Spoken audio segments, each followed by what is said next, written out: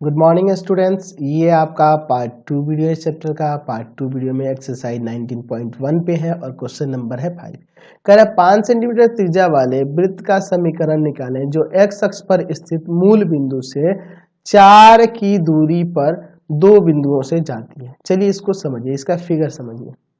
ये x axis, यह Y axis. चलिए यहाँ पे एक्स, ये आपका एक्स डैश हो जाएगा, यहाँ पे वाई होगा और यहाँ पे वाई डैश होगा। वृत्त कहाँ से गुजर रहा है?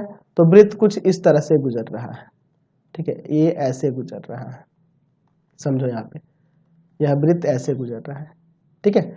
और एक्स अक्ष पर स्थित यहाँ दो बिंदुओं से गुजर रहा है, जिसका नियामक यहाँ है 4,0 और यहाँ पे हो जाएगा -4,0, ठीक है। समझ रहे ना, मूल बिंदु से इसकी दूरी 4 है, ये दूरी 4 है, ये दूरी 4 है, मतलब कि यह 4,0 और -4,0 से गुजर रहा है, ठीक है। इन दो बिंदुओं से गुजर रहा है और इसकी त्रिज्या 5 सेंटीमीटर दी गई है। तो वृत्त का केंद्र पहले निर्धारित करना होगा। तो आपको पता ही है कि वृत्त का केंद्र इधर कहीं होगा, ठीक है। अच्छा, यह वृत्त ऐसे गुजर सकता है, यहाँ से ऐसे भी गुजर सकता है, ये ऐसे भी तो जा सकता है, यानी कि इस वृत्त का केंद्र इधर हो सकता है, यहाँ भी हो सकता है।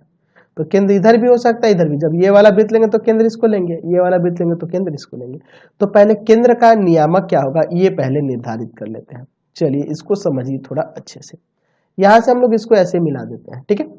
चलिए अब समझो, यहाँ पे यह 4 है, यह त्रिज्या कितनी है? 5 है। केंद्र को हम लोग यहाँ पे कुछ मान लेते हैं, मान लीजिए यह केंद्र जो है हम लोग यहाँ पे मान लेते हैं P और इसको मान लेते हैं Q। चलिए, और यहाँ पे मूल बिंदु को O दे देते हैं और इस बिंदु को A दे देते हैं, ठीक है। चलो तो यहाँ मान लेते हैं कि माना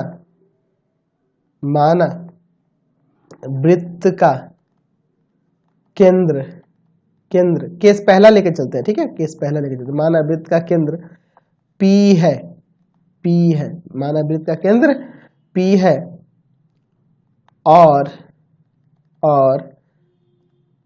A तथा A डैश एक्स अक्ष पर स्थित बिंदु है जिसकी मूल बिंदु से दूरी 4 इकाई है। 4 इकाई है, मूल बिंदु से दूरी कितनी है? 4 इकाई है, ठीक है। क्लियर हो गया। उसी तरह से आपका Q भी एक है ना, ठीक है। केस दूसरे के लिए आप लिख लेना, ये केस पहले के लिए था, ये केस दूसरे के लिए आप लोग खुद से निकाल सकते हो, कोई दिक्कत नहीं है।